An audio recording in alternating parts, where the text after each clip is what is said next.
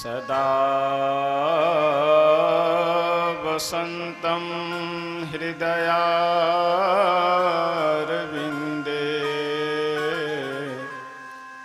भवं भवानी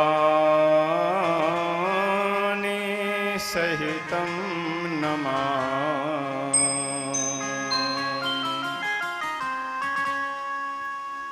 वंशे विभूषितकरान्नवनीर्दाभात् पीताम्बरादरुणबिम्बफलाधरोष्ठात्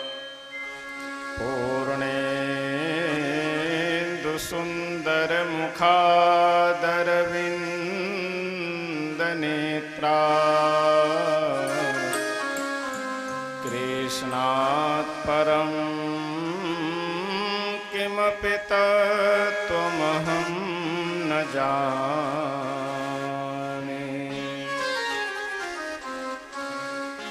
त्यक्त्वा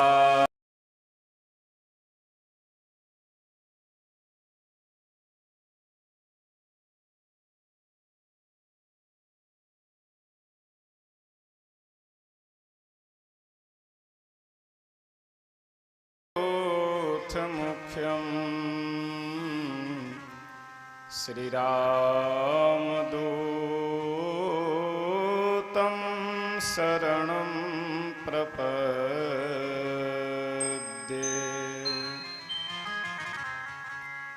कर्पूरगौरं करुणावतारम्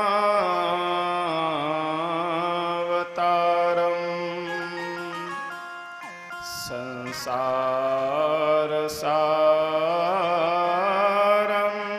भुजगेन्द्रहारम्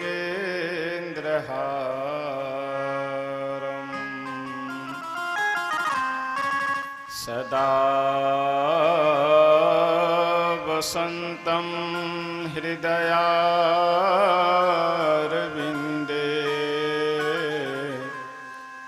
भवं भवानी सहितं नमामि।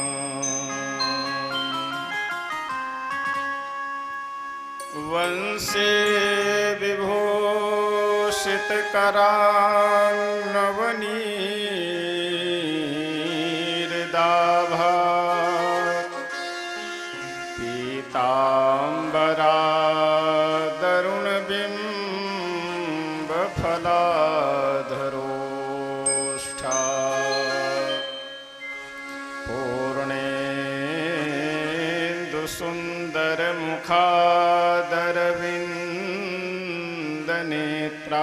पूर्णेन्दुसुन्दरमुखादरविन्दनेत्रात् कृष्णात् परं किमपि तत्त्वमहं न जाने।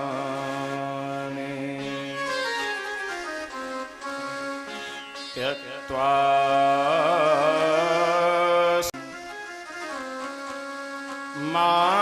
मायामृगं दैतेप्सितमन्वधावत् वन्दे महापुरुष ते चरणारविन्दम्।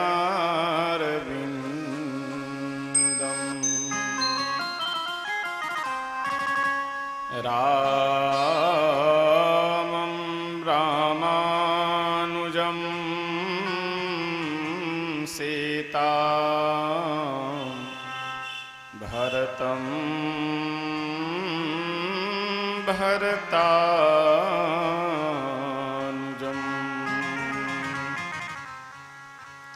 सुग्रीवं वायुसूनुं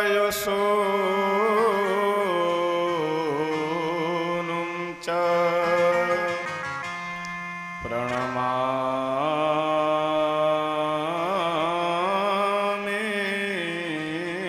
पुनः पुनः।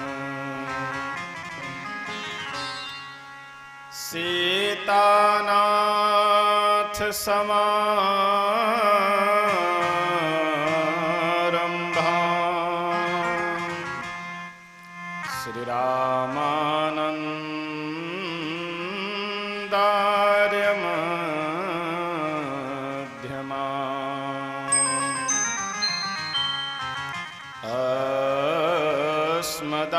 अस्मदाचार्यपर्यन्तां वन्दे श्री गुरुपरम्पराम्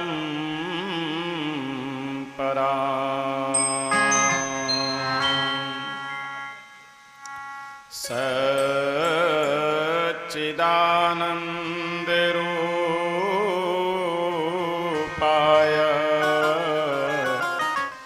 विश्वोत्पत्त्यादिहेतवे तापत्रयविनाशाय श्रीकृष्णाय वयं नुमः। श्रीकृष्णाय वयं नुमः। आइए हम सभी भक्त दो बार भगवान नाम संकीर्तन करते हैं। श्री कृष्ण गोविंद हरे मुरारे, हे नाथ नारायण वासुदेव। श्री कृष्ण गोविंद हरे मुरारी, हे नाथ नारायण वासुदेव। श्री कृष्ण गोविंद हरे मुरारे, हे नाथ नारायण वासुदेव। श्री कृष्ण गोविंद हरे मुरारी, हे नाथ नारायण वासुदेव। हे नाथ नारायण वासुदेव, हे नाथ नारायण वासुदेव। हे नाथ नारायण वासुदेव, हे नाथ नारायण वासुदेव। हे नाथ नारायण वासुदेव, हे नाथ नारायण वासुदेव। हे नाथ नारायण वासुदेव, हे नाथ नारायण वासुदेव। श्री कृष्ण गोविंद हरे मुरारे, हे नाथ नारायण वासुदेव। श्री कृष्ण गोविंद हरे मुरारी, हे नाथ नारायण वासुदेव। श्री कृष्ण गोविंद हरे मुरारे, हे नाथ नारायण वासुदेव। श्री कृष्ण गोविंद हरे मुरारी, हे नाथ नारायण वासुदेव। हे नाथ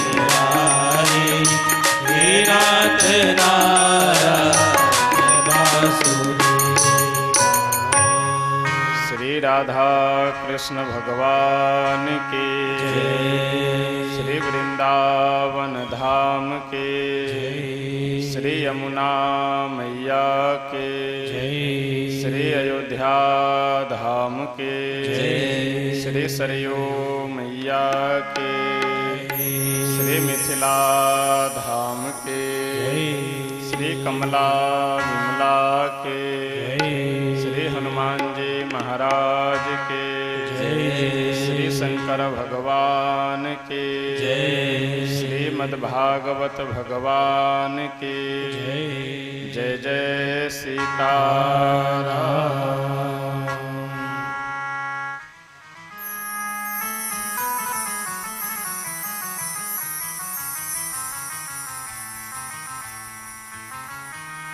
अखिल ब्रह्मांड नायक अकारण करुणा वरुणालय भक्त वांछा कल्पतरु श्री सीताराम जी भगवान, श्री राधा कृष्ण भगवान एवं भगवत कथा रस रसिक श्री हनुमत लाल जी महाराज, परम पूज्य श्री सतगुरुदेव भगवान जी,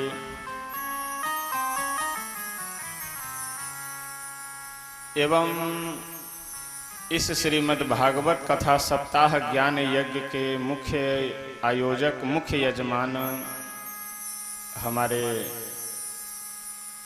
श्री राजदेव मिश्र जी एवं उनके परिवार के सभी सदस्यगण, समुपस्थित आप सभी सुधी श्रोतागण, भाई बंधुओं, माताएं बहनें, हम सब परम सौभाग्यशाली हैं। श्री मिथिला धाम के पावन भूमि पे बैठ करके वृंदावन बिहारी भगवान श्री नंद नंदन की परम पावनी कथा श्रवण करने के लिए यहाँ उपस्थित हैं।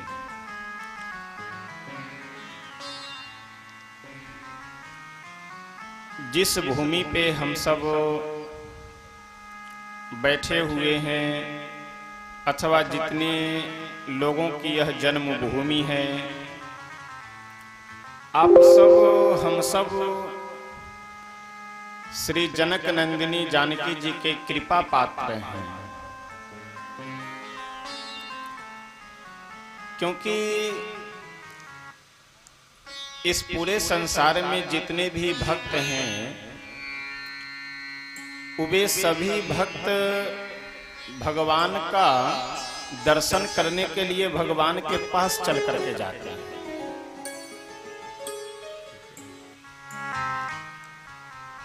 लेकिन जनकपुर वासी, मिथिला वासी ऐसे भगवान के भक्त हैं कि जिनका दर्शन करने के लिए भगवान स्वयं चल करके आते हैं।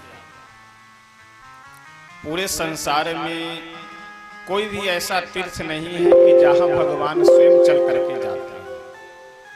उन तीर्थ में रहने वाले भक्तों को भगवान के पास चल करके आना होता है, लेकिन इस मिथिला में भगवान स्वयं चल करके आते हैं, और वो भी खराऊ या जूती पहन करके नहीं, अपितु नंगे पांव चल करके आते हैं।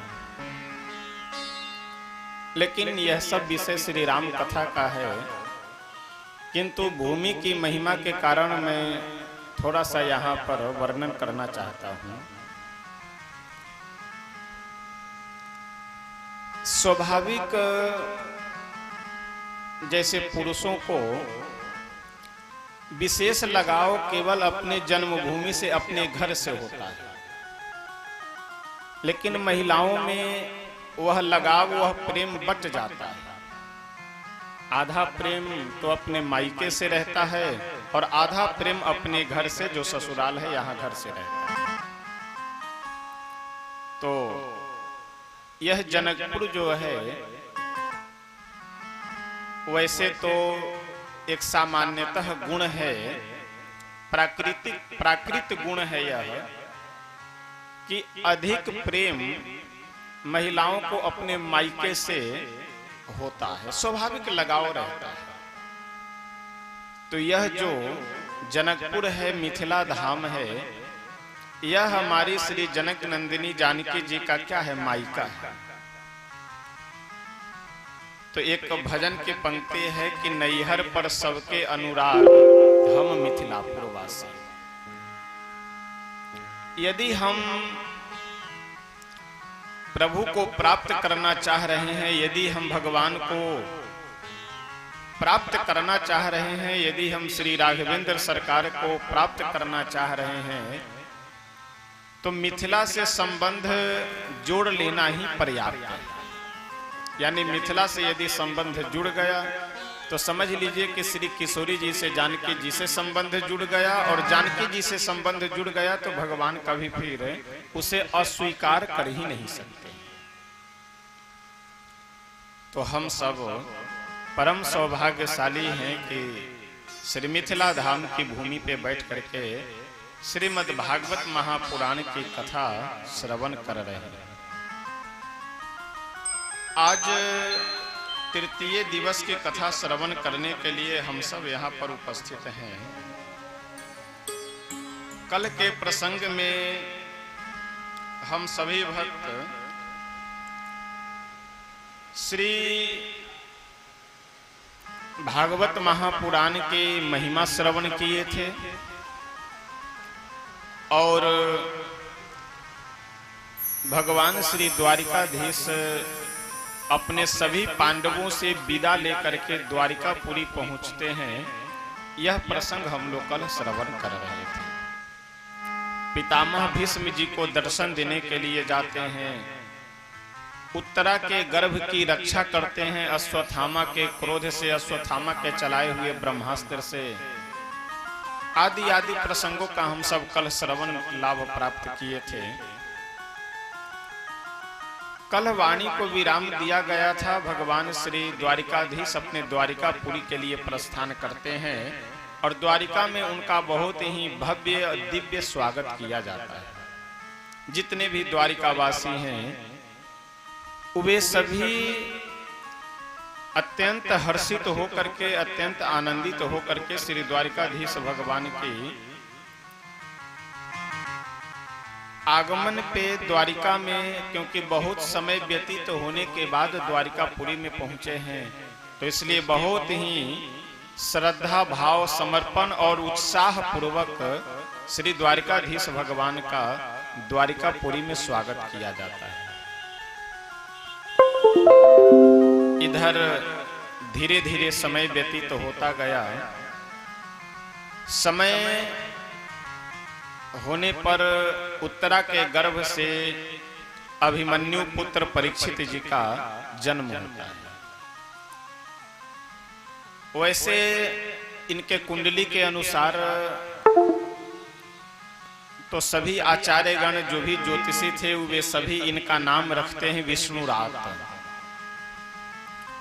विष्णुरात का अर्थ यह है कि विष्णुना रातः विष्णुरातः, रातः रक्षितः। रातः का मतलब जो रक्षित किए गए हो, किनके द्वारा? भगवान नारायण के द्वारा, विष्णु के द्वारा। तो विष्णुना रातः विष्णुरातः, इनका नाम विष्णुरात था। लेकिन परीक्षित जी का जैसे जन्म हुआ और वह नेत्र खोले, नेत्र खोल करके जब संसार के लोगों को देखना आरंभ किए, तो जो भी इन्हें देखने के लिए आते थे, जैसे बच्चे का जब जन्म होता है तो रिश्तेदार नातेदार यह सब आते हैं ना देखने के लिए बच्चे को, तो जो भी सज्जन, जो भी व्यक्ति, जो भी मनुष्य श्री परीक्षित जी को, विष्णुरात जी को देखने के लिए आते थे, उन मनुष्यों को विष्णुरात जी बड़े ध्यान से देखते थे। अच्छा, ध्यान से क्यों देखते थे? इसलिए ध्यान से देखते थे कि विष्णुरात जी जो उत्तरा के पुत्र हैं वह खोज रहे हैं किन्हीं को। किनको खोज रहे हैं? तो जिन्हें गर्भ में देखे थे उन्हीं को खोज रहे हैं। क्योंकि गर्भ में जब परीक्षित जी थे तो भगवान अश्वत्थामा के ब्रह्मास्त्र से इनकी रक्षा करने के लिए गए थे, तो परीक्षित जी को अपनी मां के गर्भ में ही भगवान का दर्शन हो चुका था। तो वह अद्भुत सौंदर्य, श्याम सुंदर, जिस अंग पे नेत्र चला जाए उसी अंग पे नेत्र ठहर जाए, ऐसे दिव्य स्वरूप को महाराज परीक्षित अपनी मां के गर्भ में ही देख लिए थे। तो उन्हीं को देखने के लिए, उन्हीं का दर्शन करने के लिए जो भी मनुष्य इनके पास में आए उसे बड़े ध्यान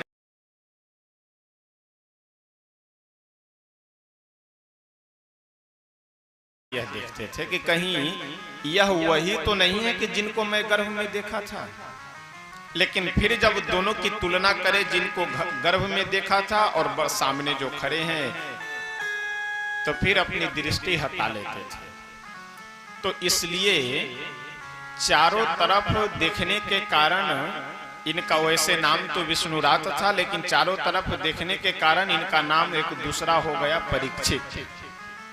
परीक्षित का मतलब परितः इच्छति इति परीक्षिता, जो चारों तरफ देखते हो। क्यों देखते हो? क्योंकि जिनका गर्भ में दर्शन किए हुए थे उन्हीं को दोबारा देखना चाह रहे हैं, उन्हीं को दोबारा खोज रहे हैं। इसलिए आसपास में जितने भी लोग हैं उन सभी की ओर दृष्टि करके परीक्षित जी देखते हैं, इसलिए इनका नाम हो गया परीक्षित। धीरे धीरे समय व्यतीत होता गया। परीक्षित जी अपने वंश के अनुसार इनके कुल परंपरा में एक से एक दिव्य धर्मात्मा, योद्धा, राजा लोग हुए हैं। उसी कुल परंपरा के अनुरूप परीक्षित भी बचपन से ही बड़े सुशील, सहज, सरल और बलवान बन करके धीरे धीरे उभरने लगे। बहुत समय व्यतीत हो गया, श्री द्वारिकाधीश को गए हुए। एक दिन युधिष्ठिर जी अपने अनुज अर्जुन से बोले कि अर्जुन, ऐसा है कि द्वारिकाधीश की सूचना बहुत समय हो गया, अभी तक सूचना नहीं मिली, तो जरा जा करके देख करके आओ द्वारिकापुरी में सब कुशल मंगल तो है ना। अर्जुन गए द्वारिकापुरी में। श्री द्वारिकाधीश भगवान प्रेम के कारण, स्नेह के कारण कुछ दिन उन्हें रोक लेते हैं। पता चला कई महीने बीत गए, अर्जुन भी लौट करके नहीं आए। और इधर हस्तिनापुर में युधिष्ठिर जी को बड़े ही डरावने अपशकुन दिखाई पड़ने लगे। ऐसे ऐसे अपशकुन दिखाई पड़ने लगे कि जिससे बहुत बड़ी कोई अनहोनी घटना होने वाली है। अर्जुन भी द्वारिका जब से गए हैं तब से लौट करके नहीं आए हैं। एक दिन बैठ करके युधिष्ठिर जी चिंता कर रहे थे। इतने में देखे कि अर्जुन मस्तक झुकाए, दोनों नेत्रों से अश्रुधारा गिराते हुए आए और आकर के युधिष्ठिर जी के सामने खड़े हो गए। रो रहे हैं, कुछ बोल नहीं रहे। अब युधिष्ठिर जी की चिंता और बढ़ गई। युधिष्ठिर जी अर्जुन से बोले कि क्यों अर्जुन, क्या तुमने कोई ऐसा अधर्म कार्य तो नहीं कर लिया जिसके कारण तुम्हारे मन में ऐसा? बच्चों को बैठाइए, इसको कौन सा, इसको बैठाइए।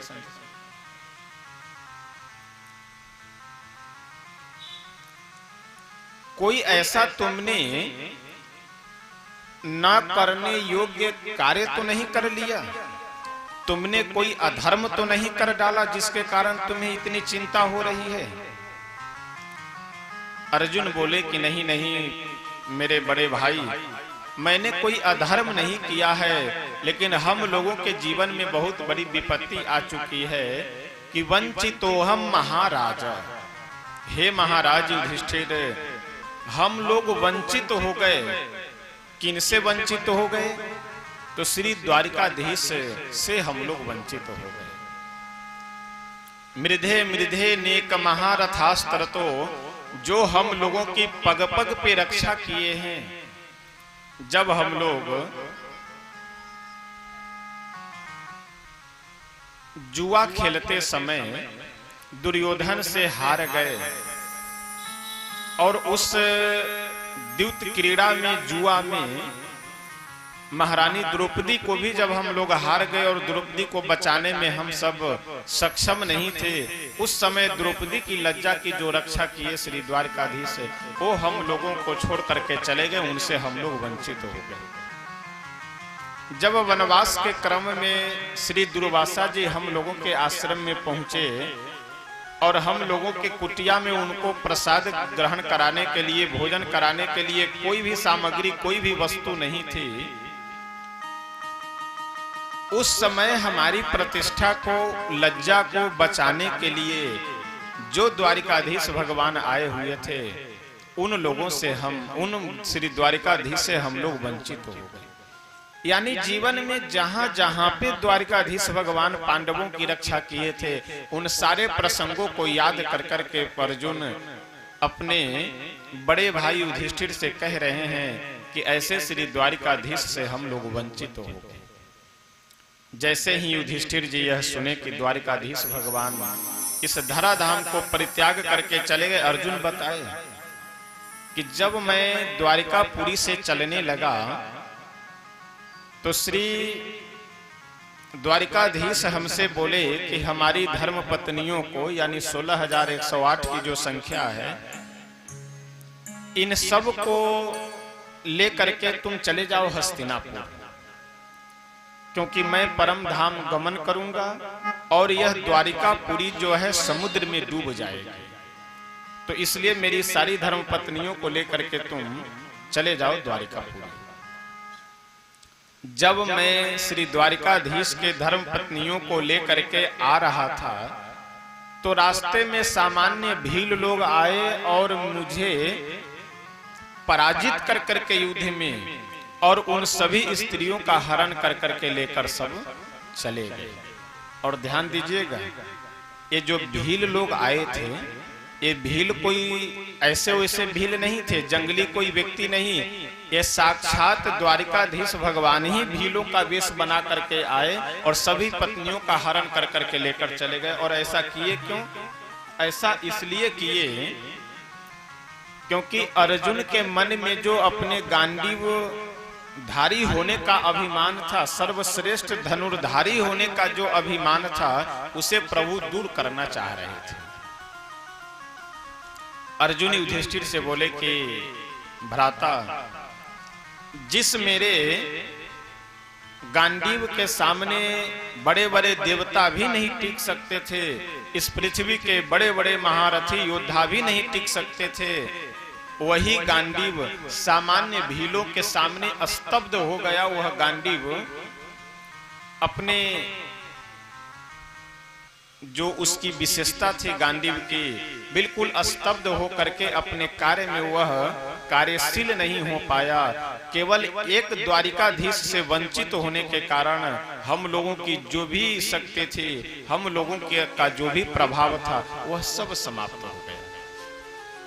यह प्रसंग जैसे कुंती सुनी कि द्वारिकाधीश इस धराधाम से चले गए अपने गोलोक को, सो बैठे बैठे अपने शरीर का परित्याग कर दिया। उसी समय, उसी क्षण अपने शरीर का परित्याग कर देती हैं कुंती जी। इधर पांचों पांडव अपने पौत्र श्री परीक्षित को राज्य सिंहासन पे बैठा करके और स्वयं हस्तिनापुर से उत्तर दिशा की ओर यानी हिमालय की ओर महाप्रयाण करने के लिए चल पड़ते हैं।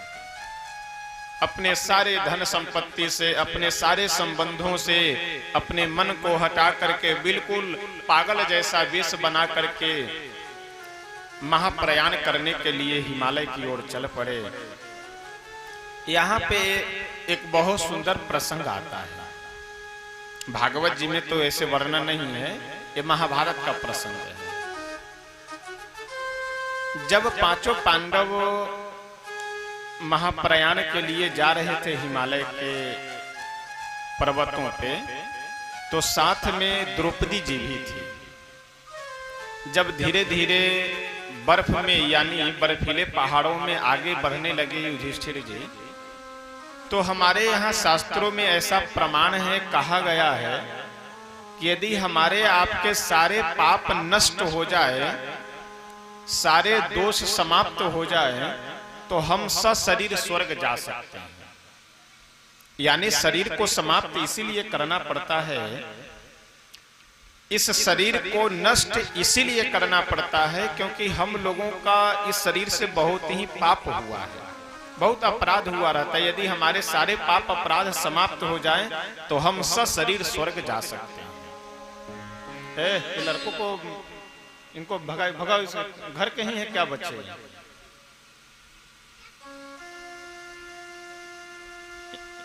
पंखा चल रहा है, इसको उल्टा उसी में लटका दीजिए पंखे में कि घूमते रहे।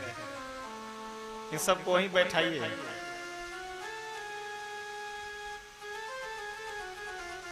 अच्छा, कथा में 98-54 से ज्यादा समस्या रहती है जो, तो इसलिए एक इन लोगों पे जो है ध्यान रखा कीजिए। जैसे आवे तो बैठे ठीक है, कोई दिक्कत, इनके पास में बैठे रहिए कि कुछ बोल ना पाए।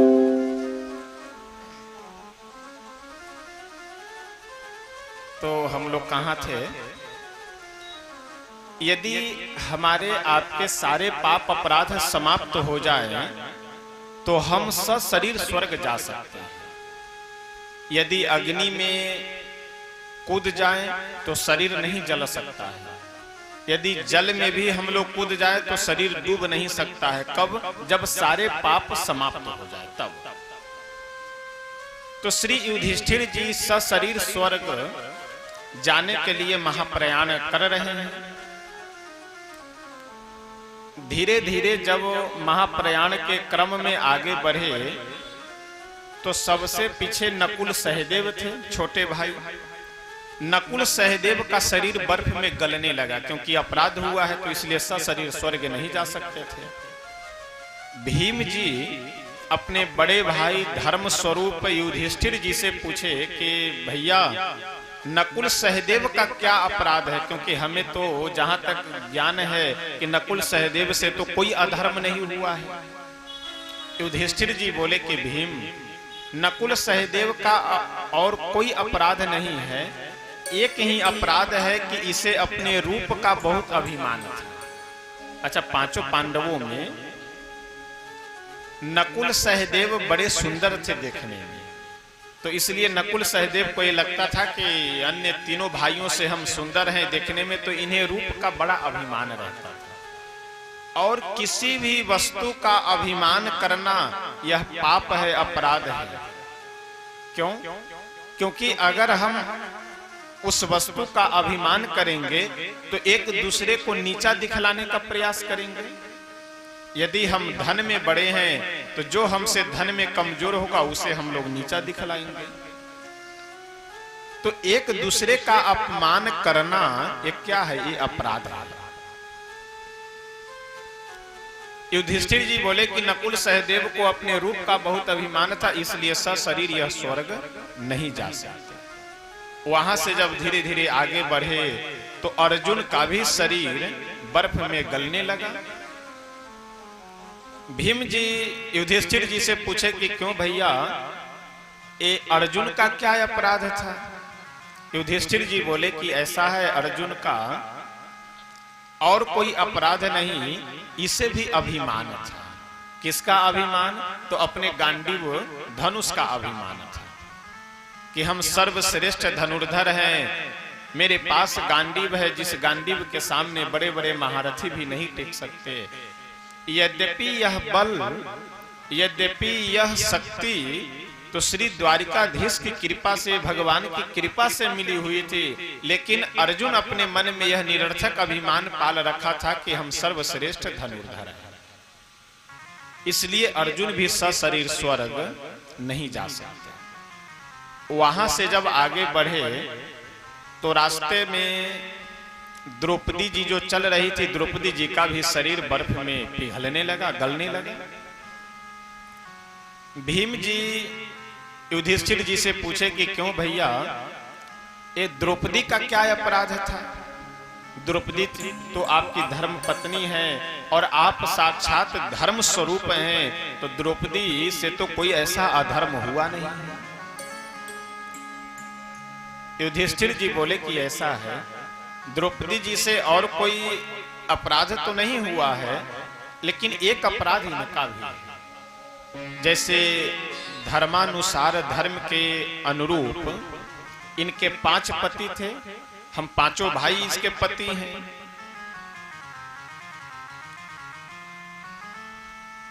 लेकिन द्रौपदी अधिक प्रेम किनसे करती थी? अर्जुन से। पांचों भाई यानी पांचों पति जो द्रौपदी के थे, लेकिन पांचों पतियों में अधिक प्रेम द्रौपदी अर्जुन से करती थी। तो भेद करना भी अपराध है। यदि आप घर के गार्जियन हैं और घर के अगुआ होकर के, गार्जियन होकर के, पिता होकर के यदि अपने पुत्रों में, अपने परिवार के सदस्यों में भेद कर रहे हैं, एक को ज्यादा मानना, दूसरे को कम मानना, एक को विशेष महत्व देना, दूसरे को कम महत्व देना, यदि यह भेद दृष्टि है तो यह भी अपराध है। तो अर्जुन अधिक बलशाली थे, गांडीवधारी थे, इस कारण से द्रौपदी अधिक प्रेम अर्जुन से करती थी। तो यह भेद दृष्टि होने के कारण द्रौपदी भी सशरीर स्वर्ग नहीं जा सकती। वहां से जब आगे बढ़े तो भीम जी का भी शरीर बर्फ में पिघलने लगा, गलने लगा। भीम जी बोले कि भैया, अरे जाते जाते मेरा तो अपराध बताते जाइए कि मेरा क्या अपराध है कि मैं सशरीर स्वर्ग नहीं जा सकता। युधिष्ठिर जी बोले कि भीम, तुम्हारा और कोई अपराध नहीं है, तुम्हारा अपराध बस इतना ही है कि तुम खाते अधिक थे। तुम खाते अधिक थे, इसलिए सशरीर स्वर्ग नहीं जा सकते। कितना सुंदर संकेत है। यानी हम थोड़ा खा करके भी जीवित रह सकते हैं, लेकिन अधिक यदि हम खा रहे हैं तो यह समझ लीजिए कि दूसरे का हिस्सा खा रहे हैं। हम एक घर बना करके भी अपना जीवन निर्वाह कर सकते हैं, लेकिन यदि 10 जगह अपना घर बना रहे हैं तो यह समझ लीजिए कि आप दूसरे के हिस्से का जगह हड़प रहे हैं। तो इसलिए कभी भी किसी दूसरे के हिस्से को हड़पना, दूसरे के हिस्से को अपना बुद्धि या किसी भी तरह से अपना कर लेना, यह भी अपराध है। तो कभी भी अपने अधिकार के अंतर्गत रह करके जो परिश्रम से कमाया हुआ धन हो, जो मेहनत से मिला हुआ धन हो, उसी को अपने पास रखना चाहिए। ज्यादा खाने के चक्कर में नहीं पड़ना चाहिए। देखिए, ज्यादा खाने का मतलब केवल भोजन करना ही नहीं है। खाने का मतलब चाहे हम दूसरे के हिस्से का धन, पैसा हड़प रहे हो या दूसरे का जमीन हम हड़प ले अपने बल बुद्धि से, ये सब ज्यादा खाना ही है। तो कभी भी अपने अधिकार क्षेत्र से ज्यादा किसी को लड़ा भिड़ा करके, किसी को मूर्ख बना करके, किसी से झूठ बोल करके कभी भी दूसरे के धन को अपना समझने का या बनाने का प्रयास नहीं करना चाहिए। यदि और सीधे शब्दों में मैं निवेदन करूं तो आचार्य चाणक्य अपने नीति शास्त्र में लिखे हुए हैं कि गलत ढंग से कमाई हुई संपत्ति केवल 10 वर्षों तक आपको आनंद दे सकती है। गलत प्रकार से यदि परिवार में धन आया है, उस धन से केवल आपको 10 वर्ष तक सुख मिलेगा और 11वें वर्ष से वह धन आपको दुख देना प्रारंभ कर देगा। यानी जैसे धन आया है 10 वर्ष बाद वैसे ही जाना प्रारंभ हो जाएगा उस धन का। तो इसलिए अपने अधिकार के अंतर्गत, अपने परिश्रम के अंतर्गत जो धन हो मिले उसी को अपना बनाना चाहिए। बाकी किसी से झूठ बोलकर, किसी से बेईमानी कर करके किसी दूसरे के हिस्से के धन को कभी भी अपना बनाने का भूल नहीं करना चाहिए। और कई बार लोग यह कहते हैं कि हम तो अपनी बुद्धि से धन कमा रहे हैं, लेकिन ध्यान दीजिएगा, बुद्धि का भी प्रयोग करने की एक सीमा है। अब यदि बुद्धि से कमाई हुई संपत्ति को ही अगर एक नंबर की संपत्ति यानी शुद्ध धन मान लिया जाए, तो कोई चोर जो चोरी करता है यानी महीनों पहले से वह योजना बनाता है किसके घर में पैसा मिल सकता है, कहां जाए, कैसे जाए, महीनों पहले से योजना बनाता है। उसके बाद जब रात्रि में आप सब लोग, हम सब लोग सो रहे होते हैं, उस समय अर्धरात्रि के समय वह बिल्कुल गड्ढा गुड्ढी पार करते हुए, झाड़ झंखारों को पार करते हुए वह पहुंचता है घर के पास। यानी इतना वह रिस्क भी लिए है, परिश्रम भी कर रहा है और बुद्धि का प्रयोग भी कर रहा है, लेकिन क्या उसके धन को शुद्ध धन माना जाएगा? जैसे कहीं कोई स्टेशन या किसी भीड़ भाड़ वाले जगह पे कोई पॉकेटमारी करने वाला व्यक्ति है, तो वह पॉकेटमारी करने वाला जो चोर है, पॉकेटमार है, वह अपनी कितनी बुद्धि का प्रयोग करता है कि किसके जेब में पैसा है, किसके पॉकेट में रुपया है, पहले यह अनुमान लगाता है, विचार करता है और उसके बाद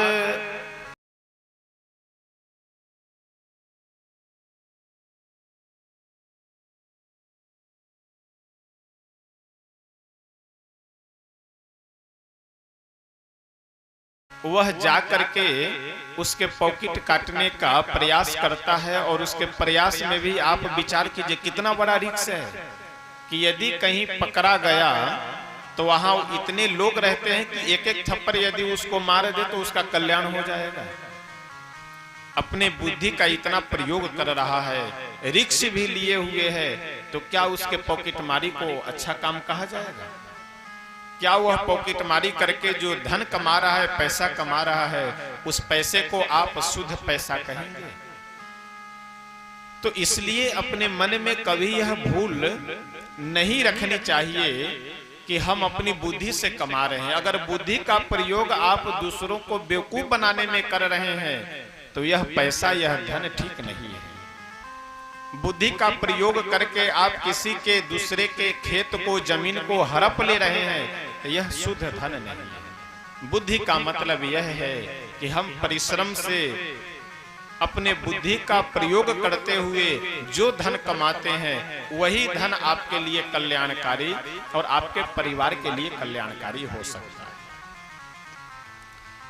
एक बहुत सुंदर मैं यहाँ पे निवेदन करना चाहूंगा बात कि आज परिवार में, समाज में जो अशांति है, अव्यवस्था है, उसका कारण बस यही एक है, आहार विहार शुद्ध न होना।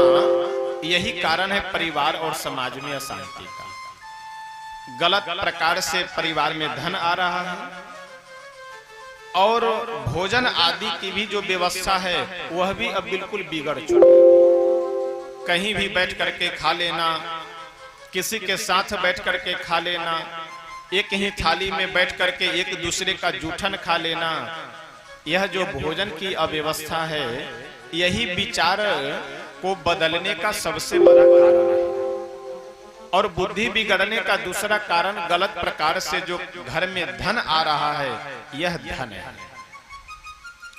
इसलिए मैं निवेदन यह करूंगा कि कम से कम हम लोगों का जो आहार विहार कहते हैं ना, आहार का मतलब भोजन और विहार का मतलब दिनचर्या, बाहरी व्यवहार, ये दोनों शुद्ध होना चाहिए। इसे जितना आप अच्छा बना करके रखेंगे, भोजन में यदि शुद्धता रहेगी तो आपके परिवार में अवश्य शांति रहेगी। यदि धन ईमानदारी से कमाया हुआ धन होगा तो वह धन टिकाऊ भी होगा और उससे परिवार में सद्बुद्धि, शांति भी बनी हुई रहेगी। तो इसलिए अगर हम परिवार में अपने शांति और सुख चाहते हैं तो यह प्रयास करना चाहिए कि धन और भोजन, ये दोनों पे हम लोगों को विशेष ध्यान रखना चाहिए कि भोजन कैसा हो रहा है, कहां से हो रहा है, और धन कहां से आ रहा है, कैसा आ रहा है। एक बहुत सुंदर प्रसंग है कि एक महात्मा किसी राजा के यहाँ पे गए भ्रमण करने निकले हुए थे। राजा बहुत ही सेवा भावी व्यक्ति थे। कोई भी अतिथि आ जाए, महात्मा आ जाए, उनकी बहुत सेवा करते थे। महात्मा जी जब राजा के यहाँ गए, बोले कि राजन हम आज रात्रि यही निवास करेंगे। राजा बोले अहो भाग्य, बिल्कुल आप निवास कीजिए। और राजा अपने साथ बैठा करके महात्मा जी को भोजन करवाए। जो भोजन स्वयं किए वही भोजन महात्मा जी को भी मिला। और अपने महल के पास के ही दूसरे महल में, दूसरे मकान में महात्मा जी को शयन करने के लिए आसन लगवा दिया गया। राजा भी सो गए, परिवार के अन्य सदस्य जितने थे वह सब भी सो गए और महात्मा जी भी सो गए। कुछ देर बाद महात्मा जी की नींद खुली और जैसे नींद से जगे सो इनके मन में एक विचार आया।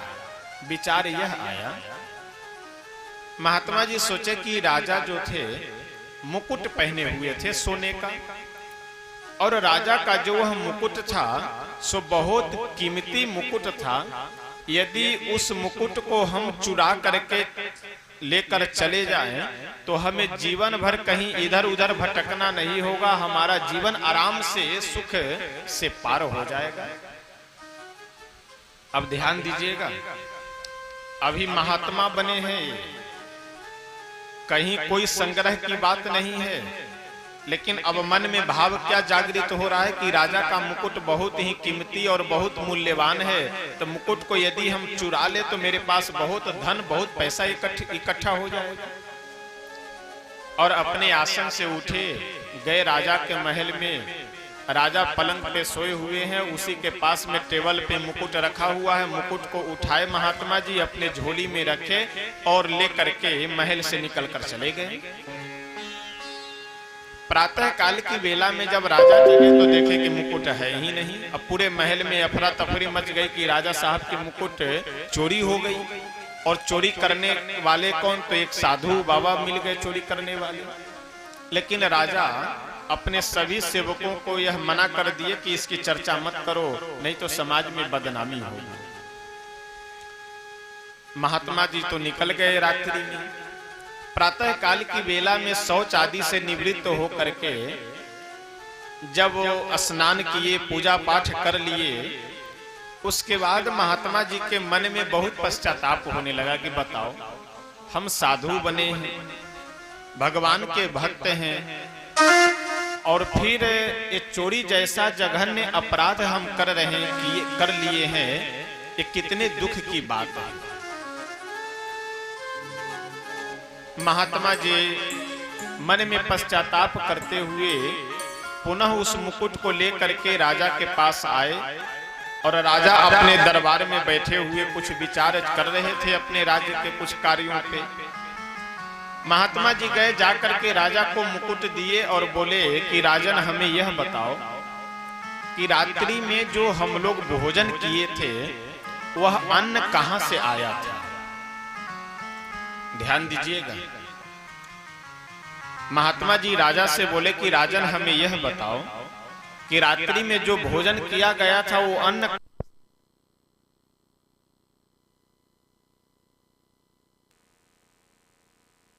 आया गया, कि जो भोजन आप हम लोगों को करवाए हैं शाम को, वह अन्न कहां से आया हुआ है? मंत्री जी बोले कि महाराज ऐसा है कि एक दिन एक राशन के दुकान से कुछ चोर अन्न चुरा करके भाग रहे थे। संजोग से अपने सैनिक लोग उन्हें पकड़ लिए, और जब चोरों को पकड़ लिया गया तो जो भी वह भोजन सामग्री रखे हुए थे उन सब को अपने कब्जे में ले लिया गया। और रात्रि में जो भोजन सभी राज परिवार के सदस्य किए हैं, वह अन्न वही चोर जो चोरी कर करके भाग रहा था, वही अन्न ला करके रात्रि में भोजनशाला में यानी भोजनालय में ला करके रख दिया गया। और सायंकाल के समय जो भोजन किया गया था वह अन्न वही था जो चोरी कर करके चोर भाग रहे थे। महात्मा जी बोले राजा से कि राजन, ये जो रात्रि में चोरी का अन्न तुम हमें खिला दिए हो, उसी का परिणाम यह है कि रात्रि में जब मैं शयन कर रहा था तो मेरे मन में तुम्हारे मुकुट को चोरी करने की भावना जागृत हो गई। यानी जैसा खाएंगे हम अन्न वैसा होगा मन। तो इसलिए आहार विहार को शुद्ध करना बहुत आवश्यक है। यदि भोजन शुद्ध हो जाए, धन शुद्ध हो जाए, तो यह समझ लीजिए कि सारी समस्याएं दूर हो सकती है। तो इसलिए हम लोगों को आहार विहार पे विशेष ध्यान रखना चाहिए। श्री युधिष्ठिर जी भीम जी से बोले कि भीम, तुम्हारा और कोई अपराध नहीं, तुम खाते अधिक थे, यही तुम्हारा अपराध है। तो इसलिए हम लोगों को भी खान पान पे विशेष ध्यान रखना चाहिए। इस तरह से पांचों पांडव महाप्रयाण के लिए जाते हैं, स्वर्ग के लिए महाप्रयाण करते हैं। इधर परीक्षित जब राज सिंहासन पे बैठे तो धीरे धीरे धीरे धीरे राजकाज की व्यवस्था बड़े ही धर्म और शास्त्र के पद्धति के अनुरूप राज्य का संचालन करने लगते हैं। एक दिन की बात है, जब महाभारत का युद्ध समाप्त हुआ तो बीच में धृतराष्ट्र और उनकी धर्म पत्नी गांधारी, ये दोनों के जो 100 पुत्र थे सब के सब मारे जा चुके हैं। तो जाए कहां?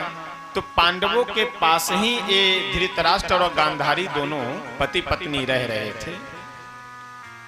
भीम जी बहुत ही सेवा करते थे, यानी भीम जी की ड्यूटी ही यही थी। भीम जी की केवल एक ही काम उनको दिया गया था कि आपको श्री धृतराष्ट्र काका जी के और बड़ी मां श्री गांधारी जी की सेवा करनी है। बड़े पिताश्री और बड़ी मां की सेवा करनी है आपको। विदुर जी एक दिन घूमते फिरते आ गए, क्योंकि महाभारत का युद्ध समाप्त होने से पहले ही विदुर जी हस्तिनापुर से मंत्री पद का परित्याग कर करके जा चुके थे। विदुर जी आए और आकर के अपने बड़े भाई धृतराष्ट्र को प्रणाम किए और बोले कि भैया क्या हालचाल है, कुशल मंगल है। धृतराष्ट्र प्रसन्न होकर के बोले कि हाँ हाँ बहुत बढ़िया है, भीम हम लोगों की बहुत सेवा करता है, बिल्कुल भोजन आदि और हर व्यवस्था का ध्यान रखता है। विदुर जी डांटते हुए बोले कि जिनको मारने के लिए आप सदैव प्रयास करते रहे, जिनको आप राजा बनते नहीं देखना चाहते थे, जिनसे आप जीवन भर ईर्ष्या करते रहे, उन्हीं के दिए हुए टुकड़ों पे कुत्ते की तरह पल रहे हैं, आपको शर्म नहीं लग रहा है? धृतराष्ट्र बोले तो विदुर तुम ही बताओ कि हम क्या करें। विदुर जी बोले कि आप इस मोह माया का परित्याग कीजिए और चलिए हमारे साथ में, भगवान का भजन कीजिए, भगवान की कथा सुनिए और अपना आत्म कल्याण कीजिए। धृतराष्ट्र और गांधारी दोनों को रात्रि की बेला में विदुर जी अपने साथ लेकर के बद्रिकाश्रम की ओर चले जाते हैं और वहीं धृतराष्ट्र और गांधारी दोनों भगवान का स्मरण करते हुए अपने शरीर का परित्याग करते हैं। इधर प्रसंग बदलते हुए भागवतकार बहुत सुंदर कहते हैं कि एक दिन की बात है, परीक्षित निकले वन में भ्रमण करने के उद्देश्य से कि हमारे राजकाज की कैसी व्यवस्था चल रही है, यह सब देखने के लिए एक जगह जाकर के देखे कि एक पैर से एक बैल खड़ा है और एक गौ माता बिल्कुल दुबली पतली खड़ी है। अब बैल गौ माता से पूछ रहा है कि हे गौ माता, आप इतनी दुबली पतली हो, क्या कारण है इसका? आप बहुत दुखी दिखाई दे रही हो, इसका भी क्या कारण है? आप अपने दुख का कारण हमसे बताइए। पृथ्वी मैया ही साक्षात यहाँ गौ का रूप बना करके खड़ी है। ये बैल वृषभ और गौ माता ये दोनों आपस में वार्तालाप कर रहे हैं और वहीं पास में खड़े हो करके परीक्षित दोनों का प्रसंग सुन रहे हैं, दोनों की वार्तालाप सुन रहे हैं। गौ माता बोली कि ऐसा है, मेरे दुख का कोई और कारण नहीं। मैं तो चिंतित हूं इसलिए कि जो श्री द्वारिकाधीश भगवान मेरे ऊपर अपने चरण कमलों को रख करके चलते थे, जो मुझे आनंद मिलता था, वह मेरा आनंद अब समाप्त हो गया। जो परब्रह्म परमात्मा भगवान श्री नंद नंदन के रूप में आकर के हमारे ऊपर जितने भी बोझ स्वरूप राक्षस थे, उन सारे राक्षसों का वध कर करके जो हमें बिल्कुल शुद्ध और निर्मल कर दिए, ऐसे भगवान जब से हमें छोड़ करके गए हैं। सीताराम, देखिए बीच में वार्तालाप आप सब कर रहे हैं, ठीक नहीं है। जो है वार्तालाप से आप लोग शांति रखिए। मैं कई बार निवेदन कर चुका हूं कि जिन्हें भी कुछ बात करना हो आप उठकर अलग होकर के बात कीजिए, क्योंकि कथा चल रही है। अब मिथिला के होकर के लाइव चल रहा है, और इसमें भी आप लोग अब कैसे कथा सुनी जाती है, इतना भी अगर ध्यान आप लोग न रखें तो ये तो बहुत ही हंसी की बात है। तो इसलिए कम से कम 3-4 घंटे कथा होती है, तो वैसे भी श्रीमद् भागवत का प्रसंग बहुत लंबा चौड़ा होता है और यह संकल्पित कथा होती है, तो इसलिए सारे प्रसंगों का अवलोकन करना आवश्यक है। और वार्तालाप करने से ध्यान भंग हो जाता है, तो इसलिए आप लोग वार्तालाप न कीजिए। अगर न मन लग रहा हो सुनने में तो आप तो आराम से प्रस्थान कर सकते हैं, जा सकते हैं, कोई दिक्कत नहीं है। लेकिन हाथ जोड़ करके निवेदन यही करेंगे कि पंडाल में बैठे तो शांति बना करके बैठे, क्योंकि थोड़ा हमारा कनेक्शन जो है वो कमजोर है अभी। तो व्यास गद्दी पे बैठने के बाद जो कनेक्शन जुड़ा हुआ रहता है ना, तो थोड़ा सा भी अव्यवस्था होने से भंग हो जाता है। तो इसलिए और कुछ हो ना हो, बाकी तो सब आनंद से चल रहा है, कोई दिक्कत नहीं है, लेकिन थोड़ी सी शांति बनाकर रखेंगे तो अच्छा रहेगा।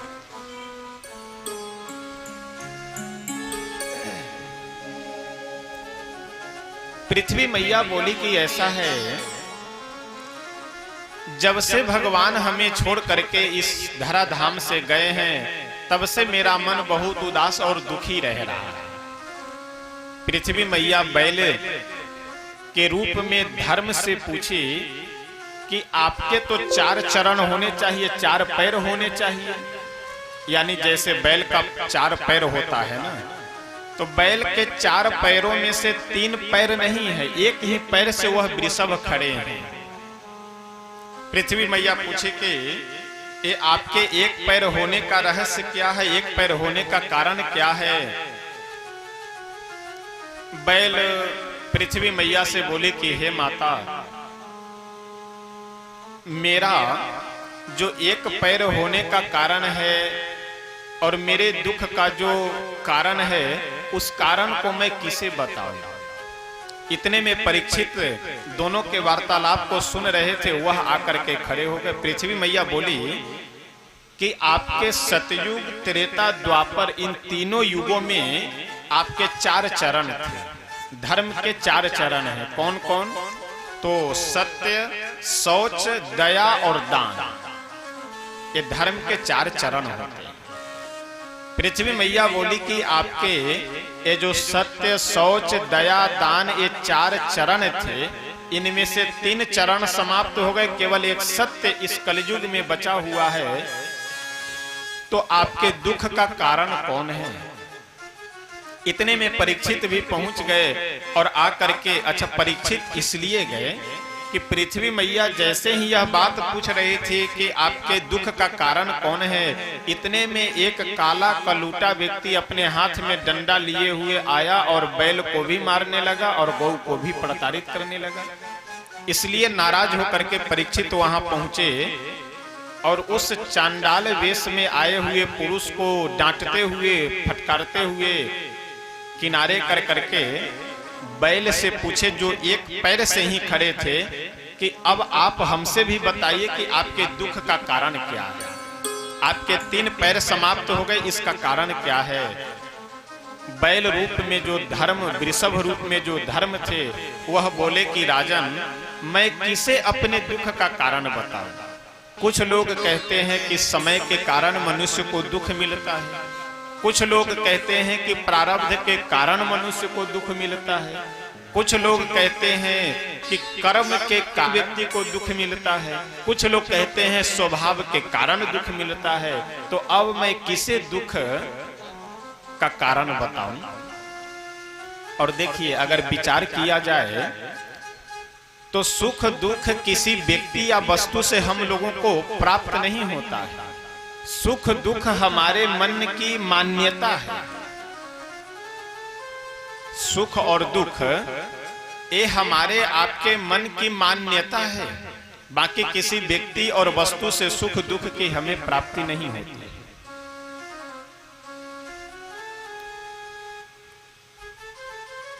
जैसे मैं उदाहरण बताता हूं, मान लीजिए, वैसे तो इस समय यहां इधर वर्षा हो रही है तो मौसम तो ठीक है, लेकिन 40-45 डिग्री यदि गर्मी हो और इतनी गर्मी में आप मधुबनी से साइकिल चला करके आ रहे हो अपने गांव पे, और जैसे गांव में पहुंचिए, जिनके दरवाजे पे आप जा रहे हैं उनके दरवाजे पे पहुंचे तो बिल्कुल पसीने से तरबतर लंबी लंबी सांसें चल रही है, वो भयंकर गर्मी। और जैसे उनके दरवाजे पे पहुंचे वैसे जैसे आप बैठे सो तुरंत घर वाले बढ़िया ठंडा ठंडा पानी रख करके कूलर में, और कूलर ला करके यदि आपके सामने स्टार्ट कर दे, लगा दें, तो आप तुरंत कपड़े हटाते हुए बोलेंगे आहा, आनंद आ गया। गर्मी में यदि कोई ठंडा पानी रख के बढ़िया कूलर लगा दे तो आनंद आ जाता है। और उसी कूलर को बढ़िया ठंडा ठंडा पानी रख करके कोई यदि दिसंबर जनवरी के महीना में लगा दे तो इधर मई जून के महीने में तो कपड़े हटा रहे थे, और दिसंबर जनवरी के महीने में और कपड़े पहनना शुरू कर देंगे और तुरंत यही बोलेंगे कि अरे जल्दी बंद करो, प्राण लोगे क्या। यानी कूलर वही है, हवा भी वही है, जगह भी वही, सब कुछ वही है, लेकिन जून जुलाई के महीने में उसी कूलर से आपको सुख मिल रहा है और दिसंबर जनवरी के महीने में उसी कूलर से आपको दुख मिल रहा है। तो अब आप क्या कहेंगे, कूलर से सुख मिलता है या दुख मिलता है? इस समय का परिवर्तन है। एक समय था कि उसी से सुख मिल रहा था और दूसरा समय है कि उसी से दुख मिल रहा है। और यदि विशेष आप समझना चाहें तो जैसे मान लीजिए कि गांव में आपके कोई अच्छे दोस्त हों, अच्छे मित्र हों, आपके मित्र जैसे ही आपके दरवाजे पे आते हैं तो आपका मन प्रसन्न हो जाता है और तुरंत अपने घर में आवाज देते हुए कहते हैं, अरे जल्दी से चाय बनाओ भाई, पानी लाओ, नमकीन लाओ, ये लाओ, वो लाओ, पकौड़ियाँ बनाओ। क्यों आप चाय मंगवा रहे हैं? आपका मन प्रसन्न क्यों है? क्योंकि आपका मित्र आया हुआ है। और वही मनुष्य यदि किसी दूसरे व्यक्ति का दुश्मन हो, शत्रु हो, तो क्या जो जिस व्यक्ति का वह दुश्मन है, उसका दुश्मन यदि इस व्यक्ति को देखेगा तो उसका मन प्रसन्न हो सकता है? आदमी ये कहे, यदि वह आपका मित्र है तो आप उसे देखकर प्रसन्न हो रहे हैं, और वही व्यक्ति किसी का यदि दुश्मन हो तो उसका दुश्मन जब इसे देखता है तो वह क्रोधित होने लगता है, वह सापने लगता है। मनुष्य एक ही है, एक व्यक्ति को सुख मिल रहा है, दूसरे को दुख मिल रहा है। तो इसलिए ये सुख दुख कोई वस्तु नहीं है, हमारे आपके मन की मान्यता है। इसीलिए नव्य न्याय में सुख दुख का बहुत सुंदर लक्षण दिया गया है। तर्क संग्रह में सुख दुख का लक्षण लिखते हुए कहते हैं कि सर्वेषां अनुकूल वेदनीयम सुखम और सर्वेषां प्रतिकूल वेदनीयम दुखम। जो सब के मन के अनुकूल लगे वही सुख है, और जो सब के मन के प्रतिकूल लगे वही दुख। यानी सुख दुख हमारे मन की मान्यता है। हम मान लिए कि हमें सुख मिल रहा है तो मिल रहा है, हम मान लिए कि हमें दुख मिल रहा है तो दुख मिलने लगे। तो इसलिए धर्म बोले कि सुख दुख का कारण मैं किसे बताऊं, और जैसे यह शब्द बोले परीक्षित समझ गए कि आप कोई और नहीं, आप साक्षात धर्म के स्वरूप हैं। वृषभ रूप में धर्म बोले कि हाँ राजन, बिल्कुल तुम सही पहचान रहे हो। परीक्षित बोले कि आपके 3 पैर समाप्त क्यों हो गए? धर्म रूप में, धर्म जो वृषभ के रूप में वहां खड़े थे, वो बोले कि ऐसा है, कलयुग में केवल मेरा एक ही चरण बचा हुआ रहता है, बाकी दया, दान और शौच, शौच यानी बाहरी भीतरी पवित्रता। बाहरी पवित्रता क्या है? यानी शरीर को शुद्ध रखना। भोजन कहाँ हम करें कहाँ न करें, कई बार अब आजकल देखते हैं कि बिस्तर पे बैठ करके ही बस नीचे पेपर लगा दिए और बिस्तर पे ही बैठ करके खाना प्रारंभ कर देते हैं। कभी भी बिस्तर पे बैठ करके भोजन नहीं करना चाहिए।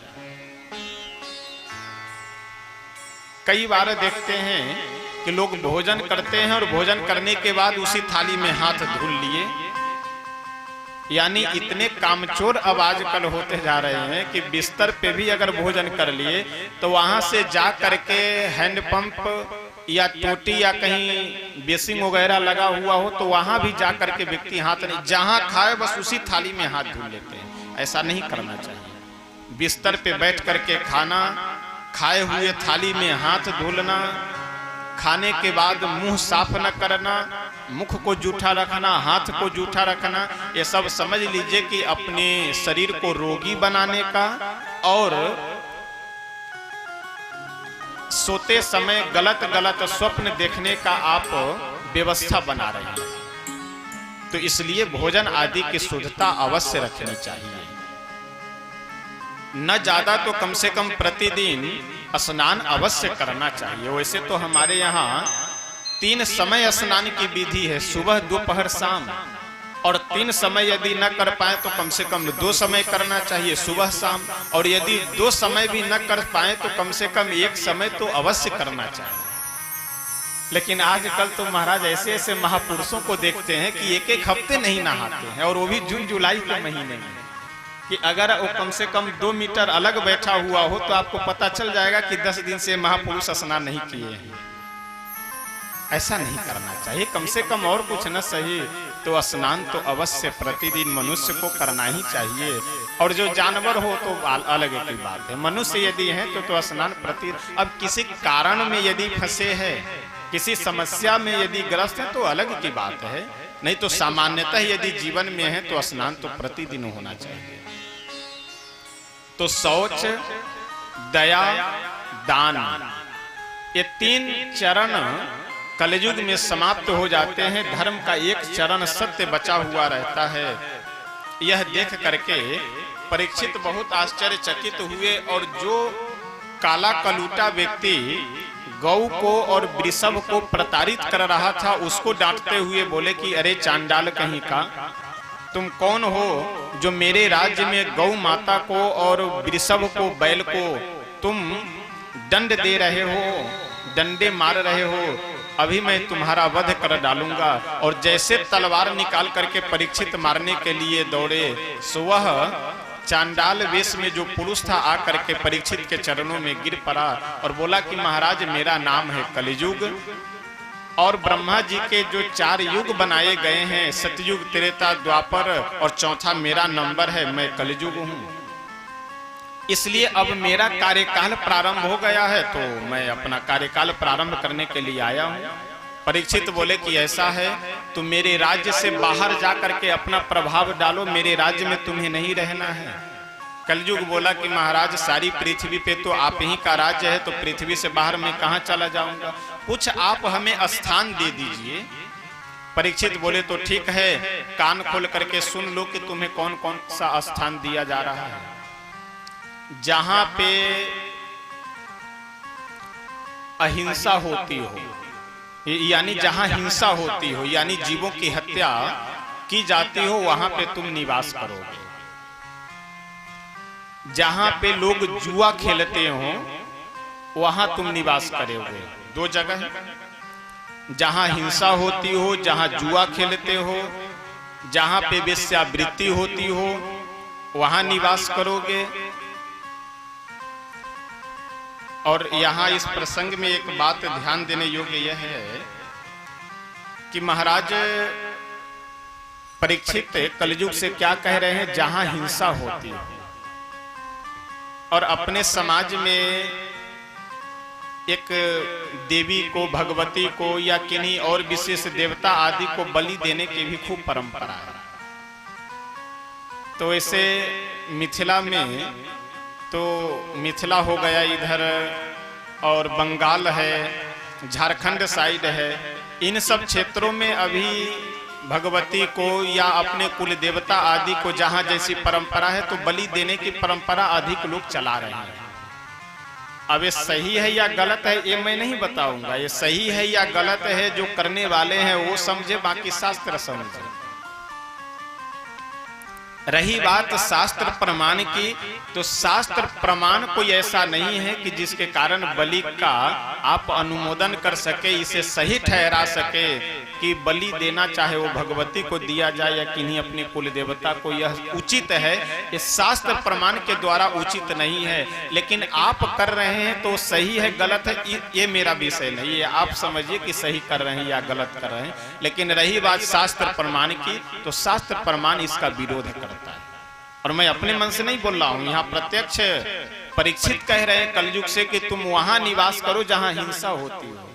और देखिए जो जगत जननी है, जो जगत की, देखिए या तो वह जगत जननी नहीं हो सकती, देवी नहीं हो सकती, वो कोई भूत प्रेत होगी जो बलि ले रही है, और नहीं अगर वो भगवती है, जगत जननी है, तो जगत की जो जननी है, संसार की जो माँ है, वो अपने बेटे की बलि ले ले, यह गले से नीचे उतरने वाली बात नहीं। माँ का यदि भले 4 बेटा हो, 5 बेटा हो, 10 बेटा हो, उसमें कोई पागल हो जाए, कोई विकलांग हो जाए, लेकिन माँ कभी ये चाहती है कि इसका गला काट के खत्म कर दिया जाए।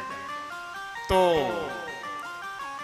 शास्त्र प्रमाण के अनुरूप तो चाहे जिस तरह से भी यदि हिंसा कर रहे हैं तो हिंसा ही है, तो इससे बचने का प्रयास करना चाहिए हम लोगों को। जहां हिंसा होती हो वहां तुम निवास करो, जहां मदिरा पान करते हो वहां निवास करो। मदिरा पान यानी जहां शराब पिया जाता हो, जो व्यक्ति शराब पीने वाला हो, उसके अंदर भी कलयुग का वास रहता है। और आजकल तो महाराज दुर्भाग्य यह है, विडंबना यह है कि ब्राह्मण कुल में जन्म होने के बाद भी मैं देखता हूं कि खूब ठाट बाट के साथ लोग दुकान पे बैठ करके और बोतल खोल खोल करके शराब पीते हैं। ऐसा नहीं होना चाहिए। शास्त्रों में तो कहा गया है कि यदि किसी भी मनुष्य के लिए शराब त्याज्य है, शराब का यदि दुर्गंध उसके यदि नासिका तक चला जाए तो उसका शरीर अपवित्र हो जाता है। यदि ब्राह्मण के पास शराब कहीं आसपास यदि उसका दुर्गंध सूंघने को मिल गया तो उसे प्रायश्चित करने के बाद ही शुद्धता मिलती है। और जो व्यक्ति पी रहा हो, जो व्यक्ति सेवन कर रहा हो, उसके विषय में कहना क्या। तो इसलिए शराब हो, द्यूत क्रीड़ा हो, जुआ हो, हिंसा हो, इन सब चीजों से बच करके रहना चाहिए। कितने जगह कलयुग को रहने के लिए मिले जहां जुआ खेला जाता हो, वेश्यावृत्ति होती हो, हिंसा होती हो, और जहां मदिरा पान करते हो।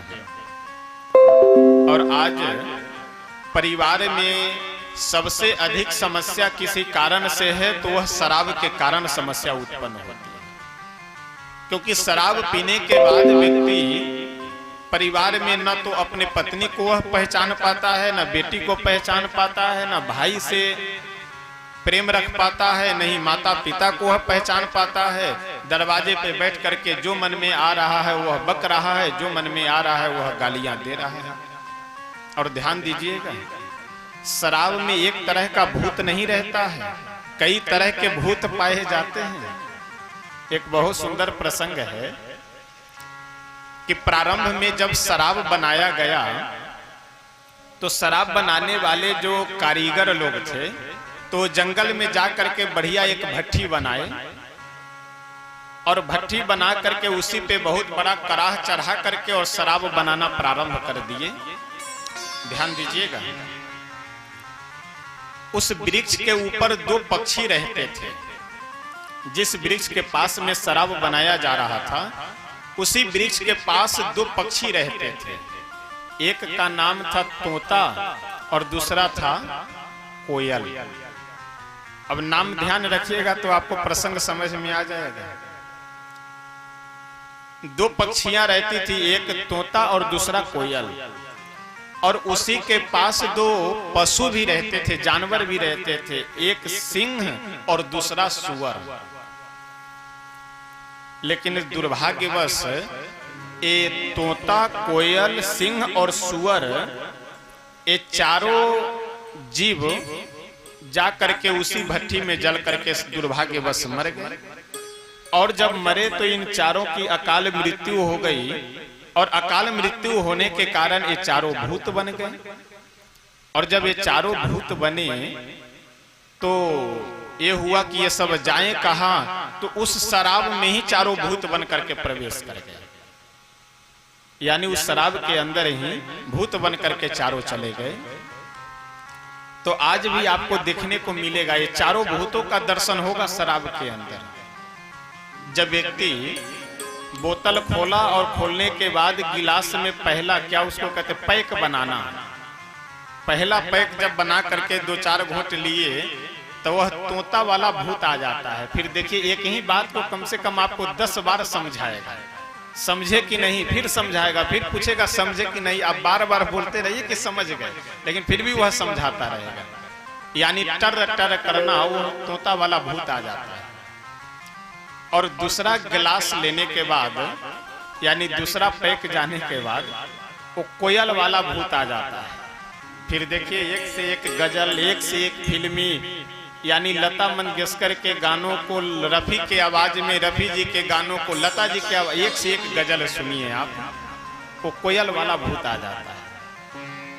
और तीसरा गिलास लेने के बाद में सिंह वाला भूत आ जाता है। एक गांव का क्या ना, बिठुआर ना, अगर मान लीजिए कोई बिठुआर का व्यक्ति अगर जब तीसरा पैक लगा ले तो तुरंत, अरे बिठुआर में हमसे ज्यादा खाने पीने वाला कौन है, चाहे भले ही घर में खाने के लिए एक दाना न हो, लेकिन तीसरा पैक लगाने के बाद वो सिंह वाला भूत आ जाता है। और जब चौथा पैक लगाता है तो आप लोग जानते हैं कहां से उठा करके लाना पड़ता है। इस साइड में भी एक वाराह भगवान विराजमान रहते हैं, इधर भी एक सुअर देवता विराजमान, और बीच में बिल्कुल एकदम पड़ा हुआ रहता है, जैसे लगता है कि गोवा में हम समुद्र स्नान कर रहे हों।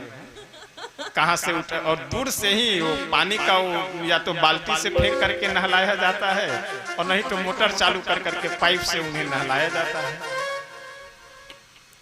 तो ऐसे अपवित्र, ऐसे अशुद्ध, ऐसे नुकसानदायक शराब से जिससे कोई लाभ न हो, उसको यदि हम अपने जीवन में धारण कर रहे हैं, उसको यदि पी रहे हैं, तो इससे दुर्भाग्य की और बात क्या हो सकती है। तो इसलिए मैं निवेदन यही करूंगा कि आप सब जितने भी यहाँ श्रोता बैठे हैं या जो भी सुन रहे हैं, विशेष मेरा यह प्रयास रहता है कि आप मांस मछली यदि न छोड़ पा रहे हो तो मैं ज्यादा प्रेस नहीं, यद्यपि मैं अनुमोदन नहीं कर रहा हूं कि सही है, वो भी गलत है, लेकिन शराब तो हर तरह से गलत है, वो कभी भी स्वीकार्य और उचित कार्य नहीं है। इसलिए इसे तो बिल्कुल ही छोड़ देना चाहिए प्रत्येक व्यक्ति को।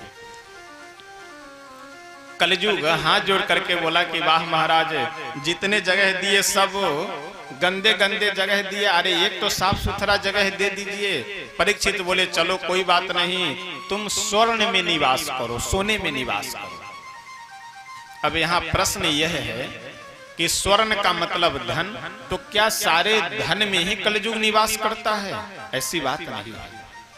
जो गलत प्रकार से कमाया हुआ धन है उसमें कलयुग निवास करता है, और जो परिश्रम ईमानदारी से कमाया हुआ धन है उसमें भगवान का वास रहता है। एक दिन की बात है, परीक्षित एक मुकुट पहन करके जैसे वन में निकले घूमने के लिए, सो इन्हें प्यास लग गई, और प्यास लगी तो एक आश्रम के दरवाजे पे गए, जाकर के आवाज दिए कि कोई है, कोई है, कोई अंदर से निकले नहीं। परीक्षित आश्रम के अंदर प्रवेश कर गए। अंदर जब जाकर के देखे तो एक समीक नाम के महात्मा आसन लगा करके बैठे हुए थे, ध्यान लगाए हुए थे। परीक्षित को लगा कि शायद यह राजा की हमें सेवा न करना पड़े, इसीलिए ध्यान का स्वांग बना करके बैठे हुए। एक मरा हुआ सर्प उठाए धनुष से और उठा करके समीक ऋषि के गले में डाल देते हैं। क्या देखने के लिए कि बाबा ये असली ध्यान लगाए हैं या नकली ध्यान लगाए हुए हैं। लेकिन एक बात का ध्यान रखिएगा, यदि हम सही को गलत समझ ले फिर भी मेरा नुकसान हो जाएगा, और यदि हम गलत को सही समझ ले फिर भी नुकसान हो सकता है। तो इसलिए सही को सही और गलत को गलत समझने का प्रयास करना चाहिए। परीक्षित यह गलत कार्य करके तो चले गए, एक महात्मा के गले में मरा हुआ सर्प डाल करके तो चले गए, लेकिन पास में ही खड़े कुछ बच्चे थे, वह जा करके समीक ऋषि के एक पुत्र थे, उनका नाम था श्रृंगी। वो नदी में स्नान कर रहे थे। श्रृंगी जी को जा करके वो बच्चे बता दिए कि तुम्हारे पिता के गले में महाराज परीक्षित एक मरा हुआ सर्प डाल दिए हैं। अब यह सुन करके श्रृंगी जी बहुत क्रोधित अवस्था में आकर के वही नदी में ही जल लिए और संकल्प कर करके परीक्षित को यह शाप दे देते हैं कि जिस नाग को मेरे पिता के गले में राजा डाला है, आज से 7वें दिन उसी नाग के काटने से उसकी मृत्यु हो जाएगी। और यह शाप दे करके श्रृंगी जी वहां से दौड़े भागे अपने आश्रम पे आए और पिताजी के गले से मरे हुए सर्प को निकाल करके और जोर जोर से जब रोने लगे तो समीक ऋषि का ध्यान खुला और अपने पुत्र से रोने का कारण पूछे। जब सारी बातों से अवगत हो गए कि परीक्षित को मेरा पुत्र शाप दे दिया है आज से 7वें दिन मरने का, समीक ऋषि बोले कि बेटा तुमको यह नहीं कहना चाहिए, क्योंकि यदि कोई राजा से अपराध हो जाए तो उसके अपराध का दंड मृत्यु दंड नहीं देना चाहिए, क्योंकि इस कलयुग में केवल परीक्षित ही ऐसे राजा हैं कि जो धर्मात्मा राजा हैं। आज के बाद तो जितने भी राजा होंगे वे सभी धर्मनिरपेक्ष राजा होंगे। अच्छा, धर्मनिरपेक्ष की बात यहाँ आ गई तो आजकल बहुत से बुद्धिजीवी, बहुत से पढ़े लिखे लोग अपने देश को धर्मनिरपेक्ष राष्ट्र कहते हैं। देखिए, पंथ निरपेक्ष हो सकता है, पंथ यानी रास्ते अलग अलग हो सकते हैं, लेकिन धर्म निरपेक्ष कभी भी कोई देश हो ही नहीं सकता। परोपकार परहित यह धर्म है। क्या इस परोपकार और परहित से रहित कोई समाज धर्म का कोई अस्तित्व रह सकता है क्या? तो इसलिए धर्म निरपेक्ष नहीं, पंथ निरपेक्ष राष्ट्र कहा जा सकता है, लेकिन धर्म निरपेक्ष कहना यह बुद्धिहीनता है। राजा परीक्षित को समीक ऋषि यह सूचना भेजवा देते हैं कि जाकर के राजा से कह दो कि आज से 7वें दिन तक्षक नाग के काटने से उनकी मृत्यु हो जाएगी। श्रृंगी का ऐसा शाप है।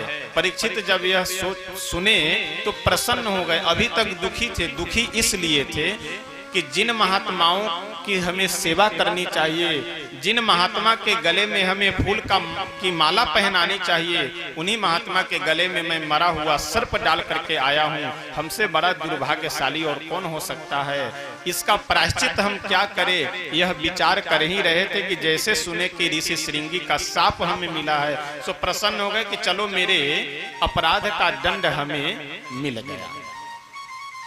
और अपने पुत्र जन्मेजय को, यानी परीक्षित जी के पुत्र का क्या नाम है? जन्मेजय। जन्मेजय को राज सिंहासन पे बिठा करके और स्वयं गंगा जी के तट पे गए और अपने मन को समस्त राजपाट विषय वासना से हटा करके और सभी मन से आसक्तियों को छोड़ करके परीक्षित जी बैठ गए। जब यह सुने कि परीक्षित जी को शाप लगी है तो जितने भी देश के बड़े बड़े ऋषि महर्षि थे वे सभी दौड़ करके पहुंच गए परीक्षित जी के पास और सब आपस में विचार करने लगे कि कौन सा ऐसा अनुष्ठान किया जाए कि जिस अनुष्ठान के परिणामों स्वरूप परीक्षित का कल्याण हो सके। भागवतकार बहुत सुंदर वर्णन करते हुए कहते हैं कि तत्रा भवद भगवान व्यास पुत्रो, यानी परीक्षित को जब ब्रह्मास्त्र का भय था तो भगवान स्वयं गर्भ में जाकर के रक्षा किए, और आज साप लगा है तो भी भगवान स्वयं सुखदेव जी का रूप बना करके परीक्षित के सामने प्रकट हुए हैं उनका कल्याण करने के लिए। जैसे श्री सुखदेव भगवान वहां प्रकट हुए, जितने भी ऋषि महर्षि हैं वे सभी उठ करके खड़े हुए और श्री सुखदेव जी का सम्मान करते हैं। और वहां कौन कौन बैठे हैं? श्री सुखदेव जी के पिता वेदव्यास जी बैठे हुए हैं, वेदव्यास जी के पिता श्री पाराशर जी बैठे हुए हैं। इतने बड़े बड़े ऋषि महर्षि बैठे हैं, लेकिन जैसे श्री सुखदेव जी वहां पहुंचे सभी उठ करके उनका सम्मान करते हैं। यह सम्मान दृष्टि होनी चाहिए व्यास के प्रति। अगर आप कथा सुनने के लिए बैठे हुए हैं तो जब तक आप अपने अभिमान को छोड़ करके नहीं बैठेंगे, जब तक आप अपने मन को शांत करके नहीं बैठेंगे, तब तक फिर कथा का कुछ प्रभाव नहीं पड़ना है। कई बार मैं देखता हूं कि लोग कमी बेसी निकालने के चक्कर में ही पूरा समय व्यतीत कर देते हैं। महाराज जी को इतने बजे बैठना चाहिए, इतने बजे नहीं बैठना चाहिए, यह बोलना चाहिए, यह नहीं बोलना चाहिए, यह कहना चाहिए, यही लोग तर्क वितर्क में रह जाते हैं तमाम। आप कथा सुनने के लिए बैठे हैं तो आप आनंद से, प्रेम से, शांति से कथा श्रवण कीजिए तो आपको बहुत कुछ मिलेगा। और यदि इधर उधर तीन तिकड़म में पड़े हुए रहेंगे तो फिर समय केवल नष्ट होगा, आपको मिलेगा कुछ नहीं। परीक्षित जैसे ही सुखदेव जी को देखे उठकर खड़े हुए, साष्टांग प्रणाम करके और सुंदर आसन दे करके सुखदेव जी को बैठाए। सुखदेव जी बोले परीक्षित से कि परीक्षित तुम बड़े उदास दिख रहे हो, क्या समस्या है, क्या कारण है? परीक्षित बोले कि गुरुदेव मरने वाले को क्या करना चाहिए, और 7 दिन में ही मरने वाले को क्या करना चाहिए? परीक्षित बोले कि राजन, इस संसार में जो कोई भी आया है सब मरने वाला है। वरीयानेश ते प्रश्न कृतो लोक हितम निरप। हे राजन, हे परीक्षित, तुम्हारा जो यह प्रश्न है ये केवल तुम्हारे लिए ही नहीं अपितु पूरे संसार के मनुष्य मात्र के लिए यह प्रश्न उपयोगी है, क्योंकि संसार में जितने भी लोग हैं सब मरने वाले हैं और 7 दिन में ही मरते हैं, क्योंकि 8वां दिन होता ही नहीं है। रविवार, सोमवार, मंगलवार, बुधवार आदि 7 दिन ही तो होते हैं। तो कोई यदि मरेगा भी तो 7 दिनों में ही तो मरेगा। जब 8वां दिन होता ही नहीं तो 8वें दिन कैसे मरेगा? श्री सुखदेव जी बोले कि राजन, तुम्हें कम से कम यह प्रमाण पत्र तो मिल गया है ना कि आज से 7 दिन बाद ही तुम्हारी मृत्यु होगी। यहाँ तो 1 मिनट का ठिकाना नहीं है कि अभी सांस चल रही है और अगले क्षण सांस चले न चले।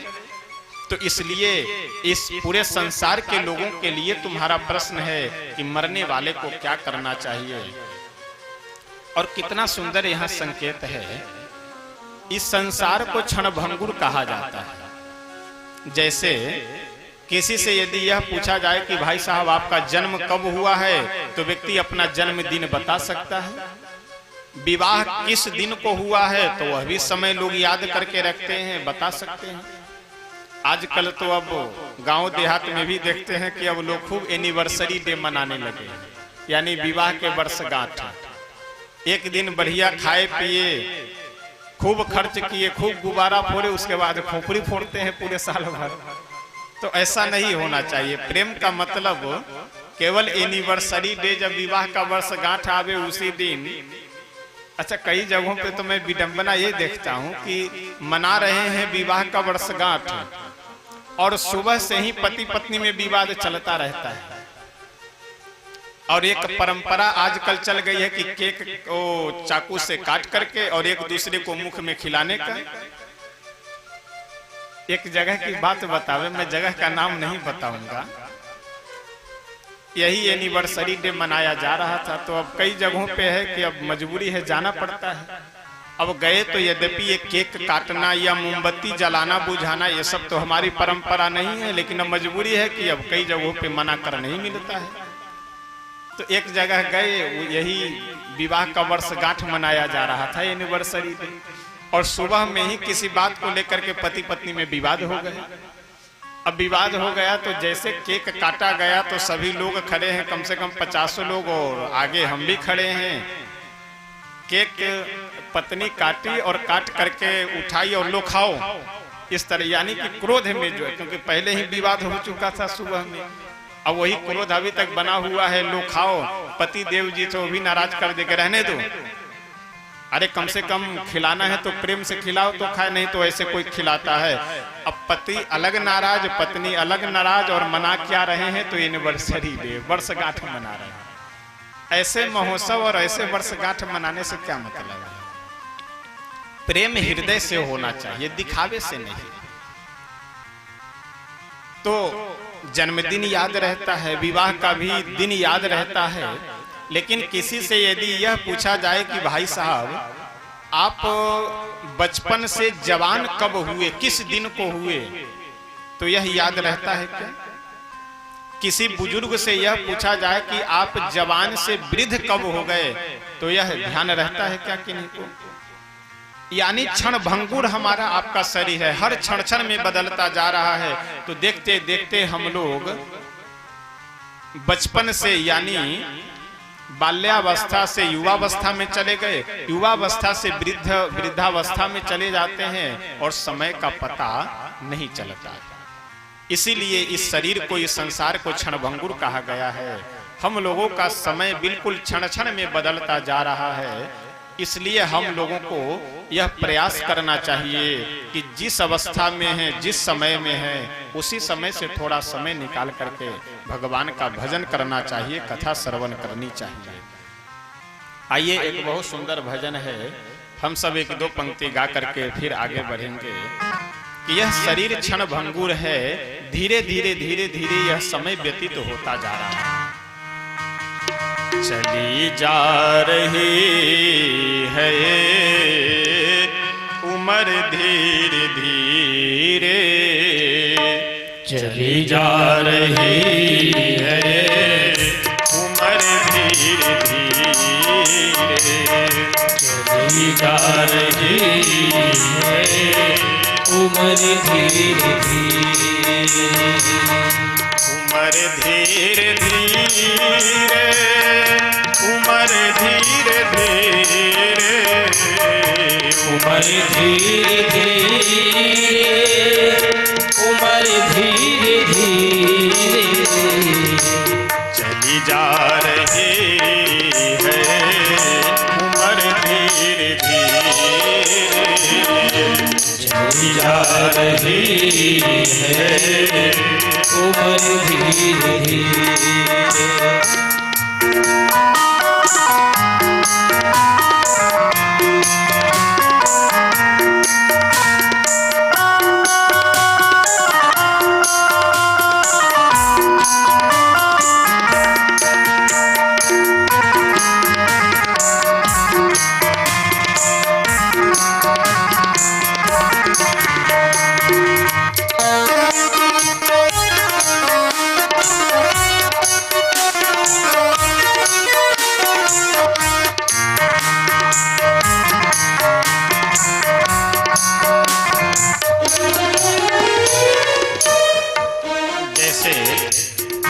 देखते देखते प्रकृति में मौसम परिवर्तित हो जाता है, ठंडी से गर्मी, गर्मी से ठंडी, बरसात से ठंडी, ठंडी से बरसात। उसी तरह से हमारी आपकी जो अवस्था है यह भी देखते देखते परिवर्तित हो जाती है।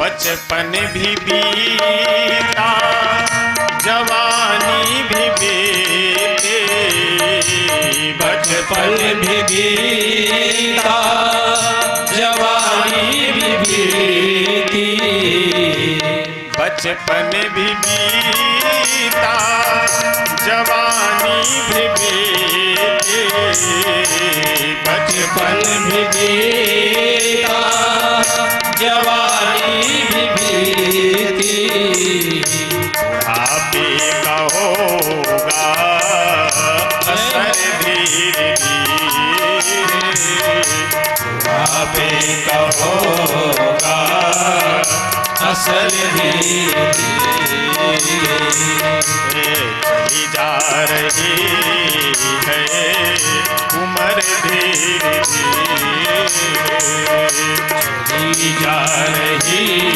है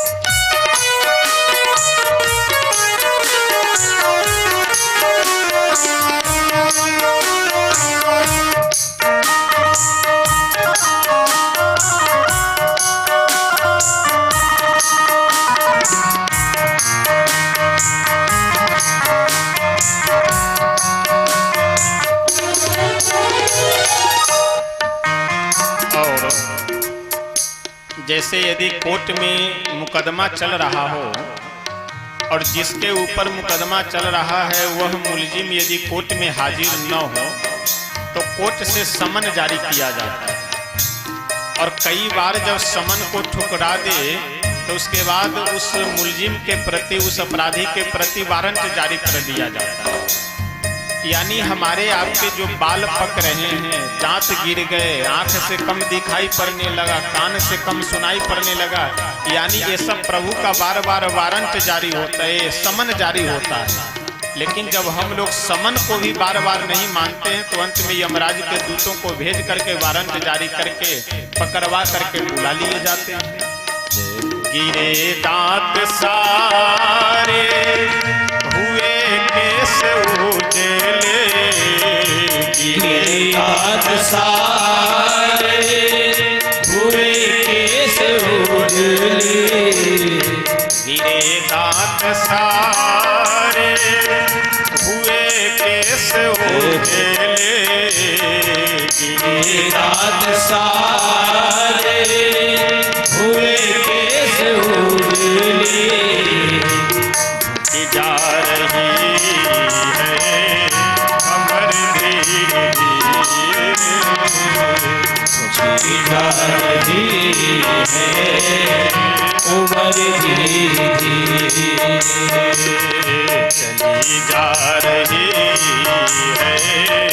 उमर धीरे धीरे,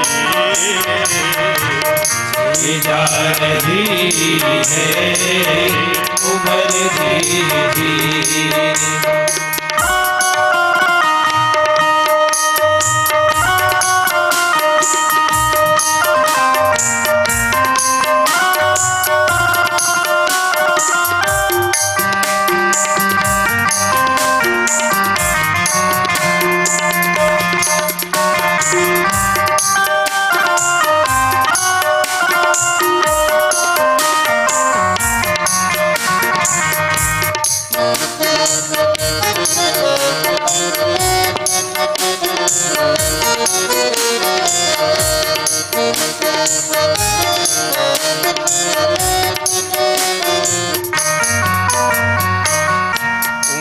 धीरे धीरे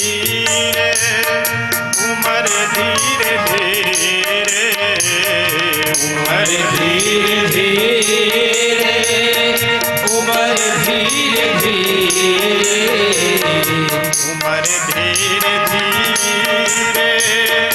उमर धीरे धीरे,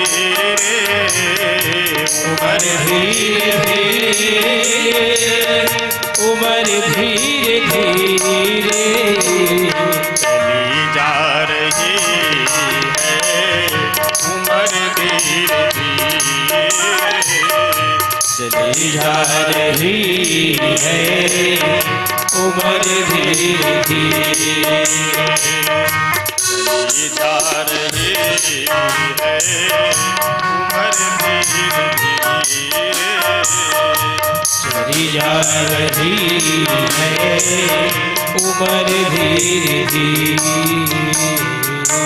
श्री राधा कृष्ण भगवान की परीक्षित से श्री सुखदेव भगवान बोले कि परीक्षित राजन, कल्याण करने के लिए तो मनुष्य के लिए एक क्षण भी काफी है। एक तो खट्वांग नाम के राजा थे जो मात्र कुछ ही घड़ी में अपने मन को संसार से हटा करके भगवान में लगाए और अपना कल्याण कर लिया। और तुम्हारे पास तो 7 दिनों का समय है, तो इसलिए चिंता करने की बिल्कुल यह आवश्यकता नहीं है कि 7 दिन में हमारा कल्याण कैसे हो सकता है। 7 दिन तो बहुत है, एक घड़ी पर्याप्त है अपना कल्याण करने के लिए। और श्री सुखदेव जी महाराज श्रीमद् भागवत महापुराण की कथा सुनाना आरंभ करते हैं। सर्वप्रथम राजन परीक्षित सृष्टि विषयक प्रश्न करते हैं कि कैसे इस सृष्टि का निर्माण होता है, कैसे इस सृष्टि का विस्तार होता है, सर्वप्रथम इस संसार में कौन आते हैं, कैसे आते हैं। श्री सुखदेव भगवान बहुत सुंदर संक्षिप्त रूप से वर्णन करते हुए कहते हैं कि इस संसार में जब महाप्रलय हो जाता है तो जो भी सृष्टि ब्रह्मांड की व्यवस्था है सब समाप्त हो जाती है। केवल एक नारायण, केवल एक हमारे भगवान ही शेष सैया पे विराजमान रहते हैं, बाकी सब समाप्त हो जाते हैं। जब प्रभु की इच्छा यह होती है कि एको हम बहुत श्याम, मैं एक हूँ बहुत हो जाऊं, तो अपने नाभि से एक कमल प्रकट करते हैं और उस कमल पे श्री ब्रह्मा जी प्रकट होते हैं और ब्रह्मा जी के माध्यम से इस सृष्टि का प्रभु विस्तार करते हैं। उसके बाद जब ब्रह्मा जी भगवान के नाभि कमल से प्रकट हुए तो चारों तरफ जब देखे दृष्टिपात करके तो चारों ओर केवल जल ही जल दिखाई पड़ा, कहीं भी भूमि स्थल कुछ दिखाई नहीं पड़ा।